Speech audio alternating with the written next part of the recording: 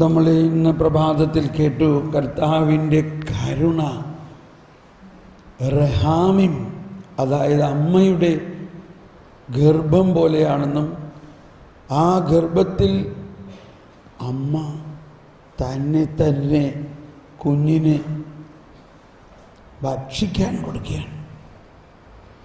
ആ അമ്മയെ കുഞ്ഞ് അമ്മയിൽ നിന്നെല്ലാം കുഞ്ഞിലേക്ക് ഒഴുകി അങ്ങനെ കുഞ്ഞ് അമ്മയെപ്പോലെയാകുന്നു. സാവധാനം കുഞ്ഞ് മറ്റൊരമ്മയായി മാറും.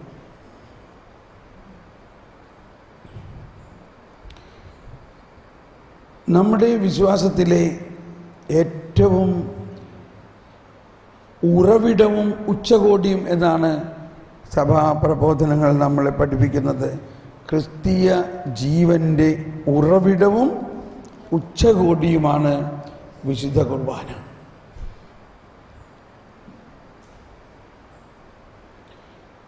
ജോൺ പോൾ രണ്ടാമൻ മാർപ്പാപ്പ ഏറ്റവും അവസാനം നൽകിയ എൻസിക്ലിക്കൽ ആണ് എക്ലീസിയ യൂക്രിസ്റ്റിയ. അതിലെല്ലാം പിതാവിൻ്റെ ജീവിതബന്ധിയായിട്ടാണ് പറഞ്ഞിരിക്കുന്നത്. അതിൻ്റെ കൺക്ലൂഷനിൽ പറഞ്ഞിരിക്കുകയാണ്, കഴിഞ്ഞ 50-ലധികം അരനൂറ്റാണ്ടിലധികം വർഷമായി ഈ അപ്പം, ഈ ജീവൻ്റെ അപ്പം എന്നെ പ്രകാശിപ്പിക്കുകയാണ്, എൻ്റെ കണ്ണുകൾ തുറക്കുകയാണ്. അതിൽ പരിശുദ്ധ പിതാവ് പറഞ്ഞിരിക്കുന്ന മറ്റൊരു വാക്ക്, church is built by the eucharist. വിശുദ്ധ കുർബാനയാണ് സഭയെ പണിതുയർത്തുന്നത്. സ്നേഹമുള്ളവരെയും, ഇന്നത്തെ കാലഘട്ടത്തിൽ നമ്മുടെ തിരക്കേറിയ ജീവിതത്തിൻ്റെ മധ്യത്തിൽ നമ്മൾക്ക് എല്ലാത്തിനും സമയമുണ്ട്. ചില സമയത്ത് നമ്മൾ ഈ കുർബാനയുടെ സമയം എങ്ങനെയെങ്കിലും ഒന്ന് കുറയ്ക്കാനാണ് നോക്കുന്നത്. ഞാൻ വടവാതൂർ സെമിനാരിയിൽ ധ്യാനിപ്പിച്ച് ഒരു 97-ലോ 98-ലോ മറ്റോ ആകാം. അപ്പോൾ ഏതാണ്ട് 20 വർഷങ്ങൾക്ക് മുമ്പ് അപ്രോക്സിമേറ്റ്, അല്ലെങ്കിൽ 18 വർഷം, അതാണ് വിൻസെൻ്റ് അച്ഛൻ പറഞ്ഞത്. കുർബാനയുടെ അന്ന് ഒരു അൽമായൻ സെമിനാരിയിൽ വൈദിക തിയോളജി പഠിപ്പിക്കുന്നവരെയും പഠിപ്പിക്കുന്ന തിയോളജിയൻസിനെയും ഒക്കെ ധ്യാനിപ്പിക്കുക എന്ന് പറയുന്നത് അസംഭവമാണ്. ആർക്കും അതിന് ഒരുപാട് എതിരഭിപ്രായങ്ങളൊക്കെ ഉണ്ടായെങ്കിലും ദൈവത്തിൻ്റെ പദ്ധതിയായിരുന്നു. അപ്പോൾ അതിനുവേണ്ടി മുൻകൈയെടുത്ത അച്ഛൻ അവിടെ അവതരിപ്പിച്ചു, പറഞ്ഞു, ശരി, നമുക്കൊന്ന് പരീക്ഷിച്ച് നോക്കാം. ഇയാൾ ധ്യാനിപ്പിച്ചിട്ട് ശരിയായില്ലെങ്കിൽ നമുക്ക് വേറെ ആളെ വിളിച്ച് ധ്യാനിപ്പിക്കാമല്ലോ. അപ്പോൾ വലിയൊരു ദൂഷ്യമൊന്നും ഉണ്ടാവില്ലല്ലോ, അതുകൊണ്ടൊന്ന് പരീക്ഷിച്ച് നോക്കാം. അങ്ങനെ പരീക്ഷണാർത്ഥം ഒരു അൽമായൻ തോമസ് പോളിനെ ഈ ധ്യാനം പ്പിക്കാൻ അവസരം കിട്ടി. അതുകൊണ്ട് വളരെ വളരെ ഒരു പ്രത്യേകമായ ഒരു നോട്ടത്തിലായിരുന്നു. ഈ ധ്യാനത്തിൻ്റെ അവസാന ദിവസം, അല്ലെങ്കിൽ അതിൻ്റെ തലേ ദിവസം, അവസാനത്തിന് 2 ദിവസം മുമ്പ് എന്നോട് കർത്താവ് ഇങ്ങനെ പറഞ്ഞു, നീ കുർബാനയെക്കുറിച്ചൊന്ന് വിശദീകരിക്കണം എന്ന് പറഞ്ഞു. ഞാൻ പറഞ്ഞു, ഇപ്പോൾ തിയോളജി പഠിക്കുകയും പഠിപ്പിക്കുകയും ചെയ്യുന്ന ആൾക്കാരോട് നമ്മൾ എന്താ പറയുക? അതൊരു അധിക പ്രസംഗം ആവില്ലേ? അപ്പോൾ കർത്താവ് പറഞ്ഞു, നീ ഇങ്ങനെ പറഞ്ഞു തുടങ്ങണം, ഒരു അൽമായ വിശ്വാസിയുടെ കാഴ്ചപ്പാടിൽ എന്താണ് കുർബാനയെക്കുറിച്ച് എനിക്ക് പറയാനുള്ളതെന്ന് പറഞ്ഞാൽ മതി. അപ്പോൾ ശരിയായില്ലേ? അപ്പോൾ ഞാനങ്ങനെ ആരംഭിച്ചു. ഞാനൊരു അൽമായനാണ്, ഒരു അൽമായ വിശ്വാസിയുടെ കാഴ്ചപ്പാടിൽ ഒരു കുട്ടി എന്ന് പറഞ്ഞുകൊണ്ട്. അപ്പോൾ ഞാൻ നേരത്തെ പറഞ്ഞു, നമുക്ക് കുർബാനയെക്കുറിച്ച്, പ്രത്യേകിച്ച് ആഘോഷമായ റാസ കുർബാനയെക്കുറിച്ച് ഞാൻ ഒരു ചെറിയ വിവരണം തരാം. അതിനുശേഷം നമുക്ക് റാസ കുർബാന അർപ്പിക്കാമെന്ന്. അപ്പോൾ വടവാതൂരിലെ എല്ലാ ബഹുമാനപ്പെട്ട വൈദികർക്കെല്ലാം ഭയങ്കര സന്തോഷമായി. എന്തിനു പറയണു, ആ പ്രഭാഷണം 3 മണിക്കൂർ അങ്ങ് നീണ്ടുപോയി. അങ്ങനെ 3 മണിക്കൂർ നീണ്ടു നിന്ന ആ വിശുദ്ധ കുർബാനയെക്കുറിച്ചുള്ള പ്രഭാഷണം, അതിനുശേഷം അത്യാഘോഷമായിട്ട് അവിടെയുള്ള എല്ലാ വൈദിക ശ്രേഷ്ഠന്മാരും വൈദിക വിദ്യാർത്ഥികളും ഈ ബലി അർപ്പിച്ചു, വിശുദ്ധ കുർബാന അർപ്പിച്ചു. അതിന്നും മായാത്ത ഒരു ഓർമ്മയായിട്ട് എന്നിലും അന്ന് ആ ധ്യാനത്തിൽ പങ്കെടുത്ത എല്ലാ വൈദിക വിദ്യാർത്ഥികളും ഇന്ന് അവരെല്ലാം അച്ഛന്മാരും ധ്യാനഗുരുക്കന്മാരും ആയിരിക്കുന്നു. അവരെവിടെ വെച്ച് എന്നെ കാണുമ്പോഴും പറയും, തോമസ് പോളെ, നിന്നെ ഞാൻ എൻ്റെ എല്ലാ കുർബാനയിലും ഓർക്കാറുണ്ടത്. അല്ല, ഞാൻ പറഞ്ഞു, ഞാനങ്ങനെ ഓർമ്മിക്കേണ്ട സമയമായിട്ടില്ലല്ലോ. സാധാരണ കുർബാനയിൽ ഓർക്കണത് ആരെയാ? അതെന്താ അച്ഛൻ അങ്ങനെ പറഞ്ഞ്? അതേ, ഓർക്കണ്ടോ, ഞാൻ സെമിനാരിയിൽ പഠിച്ചപ്പോൾ ആ ബാച്ചിനെ ധ്യാനിപ്പിച്ചത് ബ്രദറായിരുന്നു. അന്ന് അവസാന ദിവസം ഓർക്കണ്ടോ, ഒരു കുർബാനയെക്കുറിച്ച് നൽകിയ പ്രഭാഷണം, അത് കഴിഞ്ഞിട്ട് അർപ്പിച്ചു. എൻ്റെ ഇത് അച്ഛന്മാർ പറയണ വാക്കാം. അച്ഛൻ പറയണ എൻ്റെ സെമിനാരി ജീവിതത്തിലെ ഗോൾഡൻ മെമ്മറി ആയിരുന്നു ആ ഒരു ബലിയർപ്പണം. അതെനിക്ക് മറക്കാൻ പറ്റില്ല. മാത്രമല്ല, അതെനിക്കൊരു വലിയ അഭിഷേകമായിട്ട് അതിനുശേഷം എന്നും ബലിയർപ്പിക്കുമ്പോൾ അതേ അഭിഷേകമാണ്. അതുകൊണ്ട് ഞാൻ എന്നും നിന്നെ ഓർക്കും. Price the Lord. പ്രത്യേകിച്ച് ഇപ്പോൾ UK ഫാദർ സോജി ഓലിക്കൽ അച്ഛൻ എപ്പോഴും എന്നെ കാണുമ്പോഴും പറയും, അച്ഛൻ്റെ സാക്ഷ്യം ഇത് തന്നെയാണ്. ഒരിക്കൽ ഒരു പൂർണ്ണ അനുഭവം വിശുദ്ധ കുർബാനയിൽ ലഭിച്ചാൽ അത് ജീവിതം മുഴുവനും നിലനിൽക്കുന്നുള്ളതാണ്. നമ്മൾ ധ്യാനങ്ങളെല്ലാം കഴിഞ്ഞ് വീട്ടിൽ പോയി, ഇനി നമുക്ക് എന്താ ധ്യാനം? ഇനി നമ്മുടെ വീട്ടിൽ നമ്മുടെ ജീവിതത്തിൽ അനുദിനം എന്താണ് നമ്മളുമായിട്ട് ബന്ധപ്പെട്ടിരിക്കുന്നത്? വിശുദ്ധ കുർബാനയാണ്. അതുകൊണ്ട് വിശുദ്ധ കുർബാനയെക്കുറിച്ചുള്ള ധ്യാനങ്ങളുണ്ടാവണം, അത് കൂടണം. അതിനെ ആഴമായി പഠിക്കുകയാണെങ്കിൽ ജീവിതത്തിൽ നമ്മൾ ഇന്നലെ പറഞ്ഞു, ആ വെള്ളം വീഞ്ഞാക്കുന്ന അനുഭവമാണ് നമ്മളിൽ കർത്താവിൻ്റെ മുൻകൈയെടുക്കലിലൂടെ ഒരു പൂർണ്ണ രൂപാന്തരീകരണം നടക്കുന്നത് ഏറ്റവും ശക്തമായിട്ട് വിശുദ്ധ കുർബാനയിലാണ്. ഞാൻ പറഞ്ഞു, എനിക്ക് ഉണ്ടായ അനുഭവം അങ്ങനെ തന്നെയാണ്. ഞാൻ കുർബാന അർപ്പിച്ചുകൊണ്ടിരിക്കുമ്പോൾ ബോംബെയിൽ വെച്ചിട്ടാണ് എപ്പിക്ലെസിസ് റൂഹാക്ഷണ പ്രാർത്ഥന സമയത്ത്, Father, you are the fountain of all holiness. All holiness and life come from you through Jesus Christ by the working of the Holy Spirit. Therefore send thy Spirit upon these gifts and make them holy. ഈ സമയത്ത് എന്നിൽ അതേ സംഭവം അങ്ങ് നടക്കുകയാണ്. അപ്പോൾ ഈ വേദിയിലേക്ക് അർപ്പിക്കപ്പെട്ടിരിക്കുന്ന യാഗവസ്തുക്കളിൽ മാത്രമല്ല, നമ്മൾ സഭാ സമൂഹം മുഴുവനിലും ഈ റൂഹ വന്ന് വസിച്ച് ക്രിസ്തുവിൻ്റെ ഗാത്രം എന്താണ്? സഭാ ശരീരം, നമ്മളാണത്. ഇതുപോലെ ഇപ്പോൾ ഇവിടെ ആയിരിക്കുമ്പോൾ ഞാൻ ഓർക്കുകയാണ്, ചങ്ങനാശ്ശേരിയിലും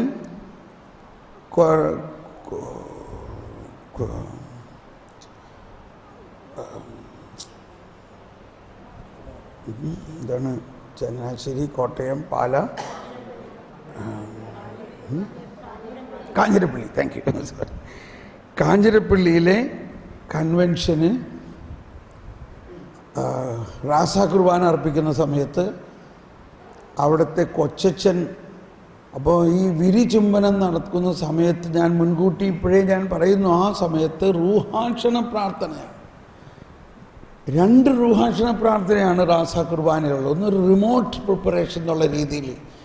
അപ്പോൾ വൈദികൻ 12 പ്രാവശ്യം 4 സ്ഥലത്ത് നിന്ന് 3 പ്രാവശ്യം വീതം സാഷ്ടാംഗം വീണ് പ്രാർത്ഥിച്ചുകൊണ്ട് മുട്ടുകുത്തി സ്വർഗത്തേക്ക് കരങ്ങൾ ഉയർത്തിയവൻ നിന്നുടെ വൈദികരണിയും നീതി നിൻ വിശുദ്ധർ മഹിമാവും പാവനമാം ബലിപീഠേ വന്നെത്തി വൈദികൻ സ്വർഗത്തേക്കു കരങ്ങൾ ഉയർത്തിയവൻ റൂഹായേ പ്രാർത്ഥനയോടെ ക്ഷണിപ്പു സ്വർഗത്തിൽ നിന്നുമിതാ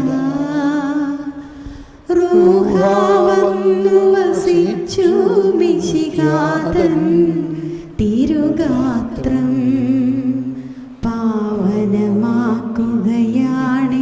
യാഗത്തിൽ തൻ ശോണിതവും. ഈ സമയത്ത് എൻ്റെ അനുഭവം ഇന്ന് നിങ്ങൾ അനുഭവിക്കാൻ പോകുന്നത് ഒരു കരിസ്മാറ്റിക് ധ്യാനത്തിലും ഇല്ലാത്ത അതിലും വലിയ ഒരു റൂഹ അനുഭവം, ഒരു പരിശുദ്ധാത്മാഭിഷേകമാണ്. വന്ന് ആ റാസകുർബാന ചെല്ലുമ്പോൾ അവിടെ ഉണ്ടായിരുന്ന കൊച്ചച്ഛൻ ഫാദർ സെബാസ്റ്റ്യൻ, അദ്ദേഹം ഇപ്പോൾ ഓസ്ട്രിയയിലാണ്, അപ്പോൾ എന്നെ ഇടയ്ക്ക് കാണുമ്പോൾ പറയാറുണ്ട്, അദ്ദേഹം അവിടെ നിന്ന് അങ്ങ് ഓടിപ്പോയി മുറിയിൽ കയറി വാതിലടച്ചു. അന്ന് കഴിഞ്ഞിട്ട് പറയണം, എനിക്ക് അവിടെ നിൽക്കാൻ പറ്റണില്ല, ഞാനങ്ങ് വാവിട്ട് കരഞ്ഞു പോവുകയാണ്. അപ്പം അച്ഛന്മാരങ്ങനെയൊക്കെ കരയുമ്പോൾ അത് ഒരു അപാകതമായി തോന്നൂലേ, അതുകൊണ്ട് ഓടിപ്പോയി മുറിയിൽ പോയി എന്നിട്ട് അങ്ങ് പൊട്ടിക്കരഞ്ഞു എന്ന് പറഞ്ഞാൽ എന്ത് സംഭവിച്ചു? ആത്മാവിൻ്റെ അഭിഷേകമുണ്ടായിട്ടുണ്ടായ ഒരു സ്ഫോടനം. ഓ ദേ ഇപ്പം അത് പറയുമ്പോൾ തന്നെ എനിക്ക് ഭയങ്കര ഒരു അഭിഷേകം വരും. നന്ദി കർത്താവേ, നന്ദി. ബോംബെയിൽ വെച്ച് അച്ഛന്മാരുടെ ധ്യാനത്തിൽ, അപ്പോൾ ലത്തീൻ അച്ഛന്മാരുണ്ട്, നമ്മുടെ സീറോ മലബാർ അച്ഛന്മാരുണ്ട്. ഞാൻ പറഞ്ഞു നമുക്കൊരു സീറോ മലബാർ കുർബാന ആഘോഷമായിട്ട് അർപ്പിക്കാം, റാസയായിട്ടല്ല. അപ്പോൾ ലത്തീൻ അച്ഛന്മാരും ഉണ്ടായിരുന്നു. അതിൽ ഞാനിങ്ങനെ പറഞ്ഞു, ഈ ബലിയിൽ ഈശോ തന്നെ തന്നെ ജീവിക്കുന്ന ബലിയായി ഒരു കുഞ്ഞാടിനെ അറുത്തു, കുഞ്ഞാട് ചത്തു. മനസ്സിലായോ? ഒന്ന് കൈവീശി കാണിച്ച്. കുഞ്ഞാടിൻ്റെ ബലിയിൽ കുഞ്ഞാട് ചത്തു കഴിഞ്ഞിട്ടാണ് കുഞ്ഞാടിനെ ബലി അർപ്പിക്കണത്. ആ ചത്ത കുഞ്ഞാടിൻ്റെ ശരീരമാണ് ബലിയർപ്പിക്കുന്നത്. എന്നാൽ ഇവിടെ ബലിയർപ്പിക്കുന്നത് ജീവിക്കുന്ന ദൈവം തന്നെയായ യേശു ക്രിസ്തുവാകുന്ന കുഞ്ഞാടാണ്. അതാണ് ഈ ബലിയുടെ വളരെ വലിയൊരു പ്രത്യേകത. യേശു അർപ്പിച്ചത് ജീവനാണ് അർപ്പിച്ചത്, ചത്ത ബലിയല്ല, ചത്ത ശരീരമല്ല യേശു അർപ്പിച്ചത്. അത് ഒരു 1992 ദൈവനീതിയെക്കുറിച്ച് പറയുമ്പോൾ ഇവിടെ പറയാണ്, സജീവവും വിശുദ്ധവും ദൈവത്തിന് പ്രീതിജനകവുമായ ബലിവസ്തുവായി തന്നെ കുരിശിൽ അർപ്പിക്കുകയും. എന്താണ് ആദ്യം പറയുന്നത്? സജീവം. ഇത് കുർബാനയിൽ നിന്ന് പ്രാവശ്യം പറയും ഈ വാക്ക്, സജീവം. കാരണം പഴയ നിയമത്തിൽ കുഞ്ഞാടിനെയും കാളക്കിടാങ്ങളെയും എല്ലാം ബലിയർപ്പിച്ചത് സജീവമല്ല, അത് അർത്ഥപ്പോ മരിച്ചു. എന്നാൽ ക്രിസ്തു അർപ്പിക്കുന്ന ബലി സജീവ ബലിയാണ്.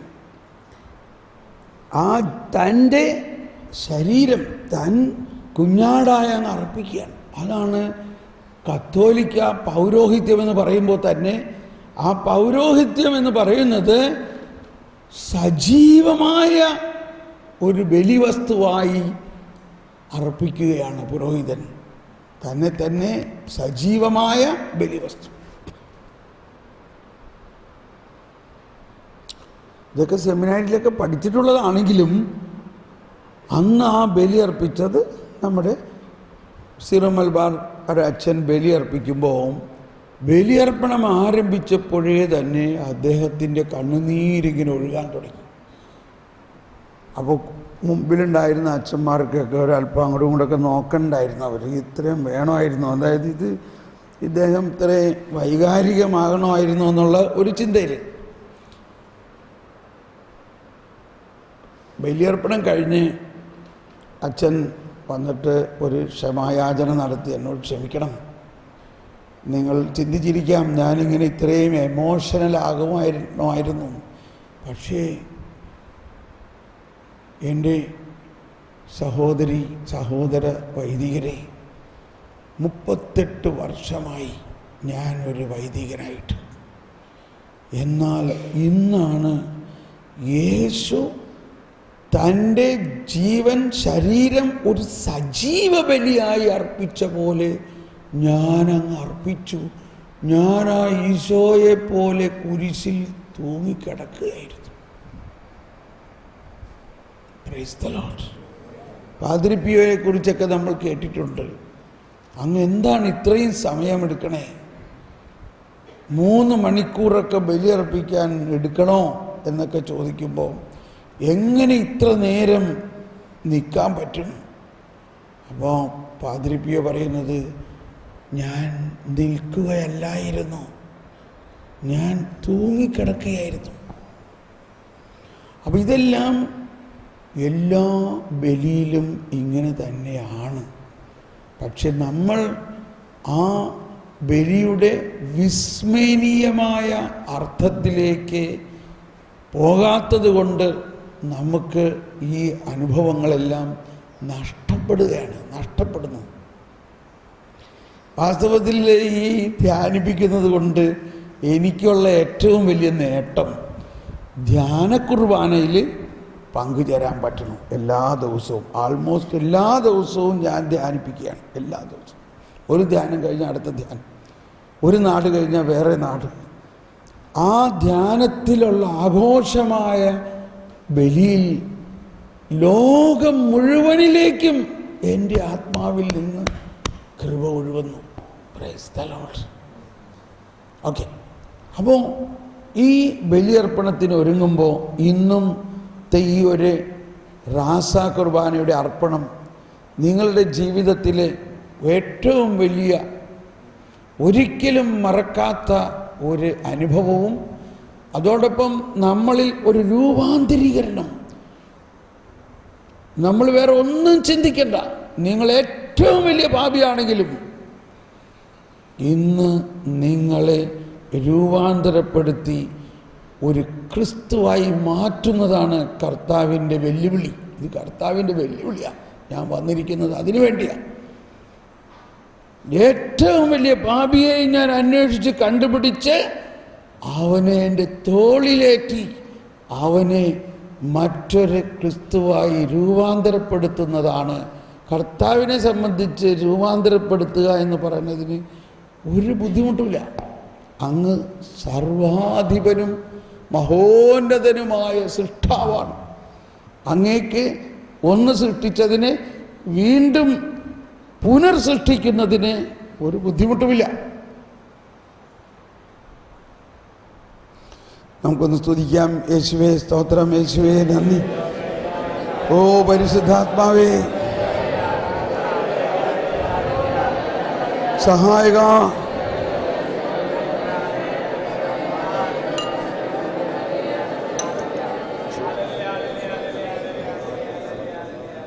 നമ്മുടെ വിശുദ്ധ കുർബാനയിൽ രക്ഷാകര ചരിത്രം, ദ ഹിസ്റ്ററി ഓഫ് സാൽവേഷൻ, രക്ഷാകര രഹസ്യം, ദ മിസ്റ്ററി ഓഫ് സാൽവേഷൻ, ഇത് രണ്ടും അനാവരണം ചെയ്യപ്പെടുന്നുണ്ട്. അതോടൊപ്പം അത് രണ്ടും റീഇൻകാർണേറ്റ് ചെയ്യുന്നുണ്ട്. അഥവാ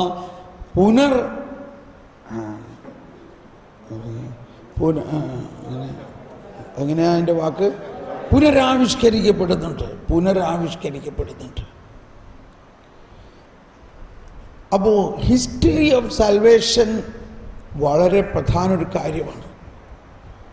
മിസ്റ്ററി ഓഫ് സാൽവേഷൻ തീർച്ചയായിട്ടും പ്രാധാന്യം തന്നെയാണ്. അപ്പോൾ ഞാൻ ആദ്യം ഈ മിസ്റ്ററി ഓഫ് സാൽവേഷൻ, അതായത് രക്ഷാകര രഹസ്യങ്ങൾ 8 കാര്യങ്ങളാണ് അതിലുള്ളത്. അത് പുതിയ നിയമത്തിൻ്റെ കേന്ദ്ര അവസ്ഥയാണ്.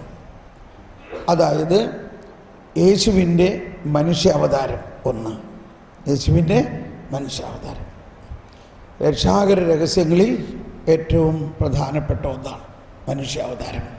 2, യേശുവിൻ്റെ മാമോദിസ.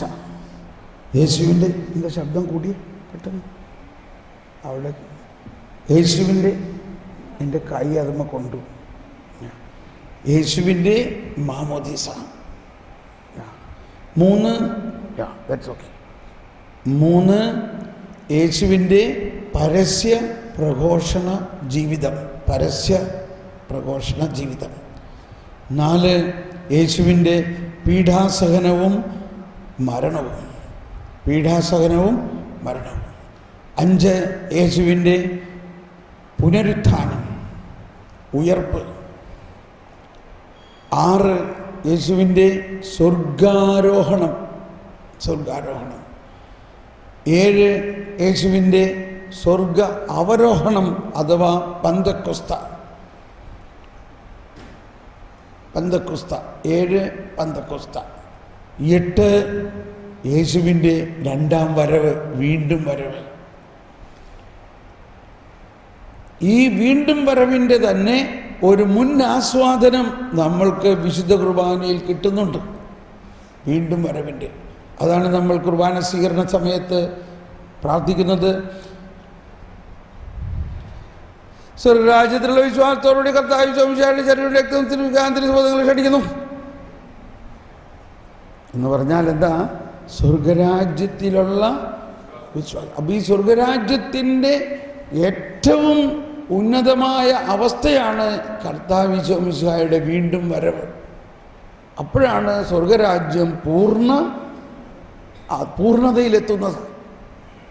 ആ വീണ്ടും വരവിലുള്ള വിശ്വാസത്തോടെ, ആ സ്വർഗരാജ്യത്തിൻ്റെ സ്വർഗീയ എല്ലാ മഹത്വത്തിൻ്റെയും വിശ്വാസത്തോടെ ഈ വീണ്ടും വരുന്ന ആ യേശുവാണ് ഇപ്പോൾ നിന്നിലേക്ക് വരുന്നത്. ആ വിശ്വാസത്തോടെ കർത്താവ് ഈശോ മിശിഹായുടെ ശരീരവും രക്തവും ആകുന്ന തീക്കട്ട സ്വീകരിക്കാൻ നിങ്ങളെ തിരുസഭ ക്ഷണിക്കുന്നു. അപ്പോൾ ഈ 7-8 കാര്യങ്ങൾ നമ്മുടെ വിശുദ്ധ കുർബാനയിൽ അഥവാ വിശുദ്ധ ബലിയിൽ അല്ലെങ്കിൽ ഡിവൈൻ ലിറ്റർജിയിൽ ഇങ്ങനെ ഇത് ആരംഭം മുതൽ ഇങ്ങനെ ഓരോ ഘട്ടങ്ങളിലായിട്ട് നമ്മൾ അതിൽ പങ്കുചേരുകയാണ്. അത് നമുക്കിനി വിശദീകരിക്കാം പിന്നീട്.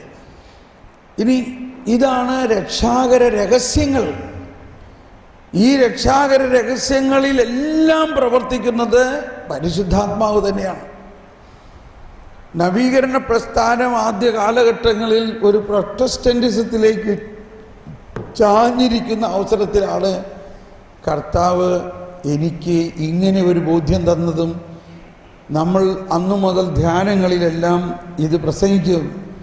പരിശുദ്ധാത്മാവ് കാത്തലിക് കരിസ്മാറ്റിക് എന്ന് പറയുന്നതും പ്രൊട്ടസ്റ്റന്റ് കരിസ്മാറ്റിക് തമ്മിൽ പ്രധാന വ്യത്യാസം, കാത്തലിക് കരിസ്മാറ്റിക്കിൽ ഈ കരിസ്മാറ്റിക് പവർ, ഈ പരിശുദ്ധാത്മ ശക്തി കൂദാശകളിലൂടെയാണ് ജ്വലിക്കുന്നത്. അപ്പോൾ ഈ വിശുദ്ധ കുർബാനയിലെ ഓരോ ഘട്ടത്തിലും അത് പരിശുദ്ധാത്മാവിൻ്റെ പ്രവർത്തനമാണോ അല്ലയോ? അങ്ങനെ നമ്മൾ വിശുദ്ധ കുർബാന കേന്ദ്രീകൃതമായ ഒരു കരിസ്മാറ്റിക് ആയിട്ട് മാറിയതാണ് ആ കാലഘട്ടത്തിലെ നമ്മളെ എല്ലാവരും അഭിനന്ദിച്ചൊരു കാര്യം. നിങ്ങൾ ഓർക്കുന്നുണ്ടാകാം, പാവത്തിൽ പിതാവ് ചങ്ങനാശ്ശേരി രൂപതയിൽ കൺവെൻഷൻ നടത്താൻ എന്നെ ക്ഷണിച്ചത്. മനസ്സിലാവുണ്ടോ? അതിൻ്റെ പ്രധാന ഒരു കാര്യം, നമ്മളുടെ ഈ കൺവെൻഷനുകളും ധ്യാനങ്ങളും എല്ലാം യൂക്രിസ്റ്റ് സെൻറ്റേഡ് ആയിരുന്നു. യൂക്രിസ്റ്റിക് സെൻറ്റേഡ്, ക്രിസ്റ്റോ സെൻട്രിക് എന്ന് പറഞ്ഞ എല്ലാവരും ക്രിസ്റ്റോ സെൻട്രിക്. ഇത് ഒരു തത്വമാണ്. നമ്മൾ ക്രിസ്റ്റോ സെൻട്രിക് ആയിട്ടുള്ള ജീവിതമാണ്, ക്രിസ്തുവിലൂടെയുള്ള ജീവിതമാണ്. ക്രിസ്തുവാണ് നമ്മളെ നയിക്കുന്നത്, ക്രിസ്തുവിൻ്റെ ശക്തിയാണ് നമ്മളെ നയിക്കുന്നത്. അതെല്ലാം ഒന്നിച്ചു ചേരുന്നത് കുർബാനയിലാണ്. അപ്പോൾ ആ കാലഘട്ടത്തിലൊക്കെ ആദ്യം ഞാൻ ബോംബെയിൽ നിന്ന് ഇവിടെ വരുമ്പോഴെല്ലാം ചിലർ പറയും, ബ്രദറെ ഒരു വൺ ഡേക്ക് ഞങ്ങളുടെ ഒരു വൺ ഡേ വന്ന് നടത്തി തരാമോ? നടത്താം. അപ്പോൾ എങ്ങനെയാ? അപ്പോൾ അത് കുർബാനയൊന്നും വേണ്ട, നമുക്കങ്ങ് വചനം മതി, രോഗശാന്തി. ഞാൻ പറഞ്ഞു കുർബാനയില്ലെങ്കിൽ ശരിയാവില്ല കേട്ടോ. അപ്പോൾ അന്ന് അങ്ങനെയൊക്കെയുള്ളൊരു ചിന്താഗതി ഉണ്ടായിരുന്നു. ഓക്കെ, ഇന്ന് അതെല്ലാം മാറി. പക്ഷെ ഇനി മാറേണ്ടത്, അല്ലെങ്കിൽ ഇനി ഉയരേണ്ടത് ഈ വിശുദ്ധ കുർബാനയിലൂടെയുള്ള രൂപാന്തരീകരണം, പുതിയ സൃഷ്ടിയാകൽ, നമ്മളെ സത്ത മാറ്റുന്ന ആ അനുഭവത്തിലേക്ക് നമുക്ക് വരാൻ പറ്റും. ഇപ്പോൾ ഞാനിതൊരു അധിക പ്രസംഗം പറയാമെന്ന് വിചാരിക്കരുത്. 1-2 അച്ഛന്മാരെന്നോട് പറഞ്ഞത് ഞാൻ അതിൽ ആ വാക്കുകൾ പറയാണ്. അദ്ദേഹം പറഞ്ഞു, എൻ്റെ സെമിനാരി പഠനത്തിലെ എല്ലാ വർഷങ്ങളെയും ഞാൻ നോക്കുമ്പോൾ ആ ഒറ്റ ബലിയർപ്പണത്തിലാണ് എന്നിൽ മാറ്റമുണ്ടായത്. Price the Lord. ഒറ്റ ബലി മതി. പക്ഷേ അതതിൻ്റെ പൂർണ്ണമായ വിശ്വാസത്തിലും ഉൾക്കാഴ്ചയിലും നമ്മൾ അർപ്പിക്കണം. അത് കഴിഞ്ഞിട്ടുള്ളതെല്ലാം അതിൻ്റെ ആനന്ദമാണ്. It is a celebration. നമ്മൾ ബലിയർപ്പിക്കുന്നത് നമുക്ക് വേണ്ടി മാത്രമല്ല, ലോകം മുഴുവന് വേണ്ടിയിട്ടാണ്. ലോകം മുഴുവന് വേണ്ടിയിട്ട് നമ്മളതൊക്കെ പ്രാർത്ഥിക്കുന്നുണ്ട്. അങ്ങ് അർപ്പിക്കുന്ന ഈ ബലി ഞങ്ങൾക്കും ലോകം മുഴുവന് വേണ്ടിയിട്ടാണ്. അപ്പോൾ ഒരു വിശ്വാസി ബലിയർപ്പിക്കുമ്പോൾ ആ ബലിയർപ്പണത്തിലൂടെയുള്ള കൃപ അവിശ്വാസികളായ, ക്രിസ്തുവിനെ അറിയാത്തവരായ ലോകം മുഴുവനിലേക്കും ഒഴുകണം. ഒഴുകുന്നുണ്ട്, നമ്മളത് അറിയത്തില്ലെന്നുള്ളൂ. അപ്പം ഇനി നമുക്ക് ആ രക്ഷാകര രഹസ്യം, രക്ഷാകര ചരിത്രം, the mystery of salvation, the history of salvation. ആ ഹിസ്റ്ററി ഓഫ് സാൽവേഷനാണ് പഴയ നിയമം മുഴുവനും. അപ്പോൾ പഴയ നിയമത്തിലെല്ലാം ഈ കുർബാന തന്നെ അതിൻ്റെ ആവിർഭാവമെല്ലാം ആരംഭിച്ചിട്ടുണ്ട്. ഇപ്പോൾ അതെല്ലാം നമ്മുടെ പള്ളിയിലുള്ള മദ്ബഹായിലും ആ മദ്ബഹായുടെ അടയാളങ്ങളിലും എല്ലാം അതെല്ലാം നമ്മൾ കാണണം. ഇപ്പം ഇവിടെ ആ അടയാളങ്ങളിൽ ഏറ്റവും പ്രധാന ഒരു അടയാളമാണ് ബലിവേദി. ബലിവേദി ബലിവേദി എന്നത് പുതിയ നിയമത്തിൽ എവിടെയാണ്? എന്നാൽ പഴയ നിയമത്തിൽ ഒരുപാട് സ്ഥലത്ത് ബലിവേദിയുണ്ട്. ആബേൽ ഒരു ബലിവേദി ഉണ്ടാക്കി, നോഹ ബലിയർപ്പിച്ചു, നമ്മൾ ഇന്നലെ മനസ്സിലാക്കി അബ്രാഹാം ബലിയർപ്പിച്ചു, ദാവീദ് ബലിയർപ്പിച്ചു, മോശ ബലിയർപ്പിച്ചു. ഈ എല്ലാ ബലികളും അർപ്പിക്കപ്പെട്ട ബലിവേദിയുടെ അടയാളമാണ് ഈ ബലിവേദി, പഴയ നിയമ ബലിവേദികളെല്ലാം. എന്നാൽ ആ ബലിവേദികളെല്ലാം പുതിയ നിയമത്തിൽ പുതിയ ഒരു വേദിയായി, യേശുവിൻ്റെ അന്ത്യ അത്താഴവേദിയായി. അവിടെ യേശു ആത്മീയമായി തൻ്റെ ആത്മാവിനെ സമർപ്പിച്ചു. ആ ബലിവേദി യേശുവിൻ്റെ കുരിശായി. യൂറോപ്പിലെല്ലാം ചില പള്ളിയിൽ ഈ ബലി കുരിശ് അങ്ങ് പുറയിലല്ല തൂക്കി ഇട്ടിരിക്കുന്നത്, ഈ ബലിവേദിയുടെ നേരെ മുകളിലാണ് കുരിശ്. എന്നിട്ട് ഒരു പള്ളിയിൽ ഞാൻ കണ്ടതാണ്, ആ കുരിശിൻ്റെ താഴെയുള്ള ആ ഭാഗം ഈ ബലിവേദിയുടെ താഴെയാണ്. മനസ്സിലായോ? അപ്പോൾ ആ കുരിശാണ് ഈ ബലിവേദി. മാത്രമല്ല ആ ബലിവേദി കർത്താവ് ഈശോ മിശിഹായുടെ കബറിടവുമാണ്. ഇത്രയും കാര്യങ്ങൾ ബലിവേദിയിൽ നമ്മൾ മനസ്സിലാക്കണം. അപ്പോൾ പഴയ നിയമവും പുതിയ നിയമവും ആ ബലിവേദിയിലുണ്ട്. ആ പഴയ നിയമ കാലഘട്ടത്തിൽ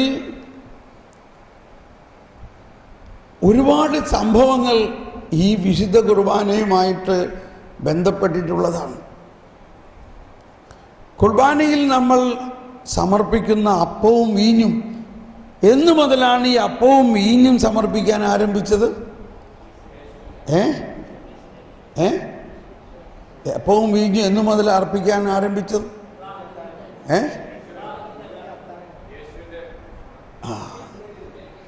അതാണ്. അപ്പോൾ ചിലർ യേശുവിൻ്റെ എന്ന് പറയുന്നു, ചിലർ അബ്രാഹത്തിൻ്റെ എന്ന് പറയുന്നു കേട്ടോ. മെൽക്കിസദേക്ക് ബലിയർപ്പിച്ചു ഇല്ലേ? ഉൽപ്പത്തി 14:18 തോന്നണോ, അതോ 18 14? 14-ാം അധ്യായത്തിൽ നോക്കി, 14-ാം അധ്യായത്തിൽ 18-ാമത്തെ വചനം എന്താ പറയുന്നത്? അതെ, സാലേം രാജാവായ മെൽക്കിസദേക്ക് അപ്പവും വീഞ്ഞും കൊണ്ടുവന്ന്, അത്യുന്നതനായ ദൈവത്തിൻ്റെ പുരോഹിതനായിരുന്നു അവൻ. അവൻ അപ്പവും വീഞ്ഞും കൊണ്ടുവന്നു. അവൻ അബ്രാഹത്തിനെ ആശീർവദിച്ചുകൊണ്ട് പറഞ്ഞു, ആകാശത്തിൻ്റെയും ഭൂമിയുടെയും നാഥനായ അത്യുന്നതനായ ദൈവത്തിൻ്റെ കൃപാകടാക്ഷം നിന്റെ മേൽ ഉണ്ടാകട്ടെ. അന്നു മുതൽ ഉള്ളതാണ് ഈ അപ്പവും വീഞ്ഞും അർപ്പിക്കുന്നത്. പഴയ നിയമത്തിലെ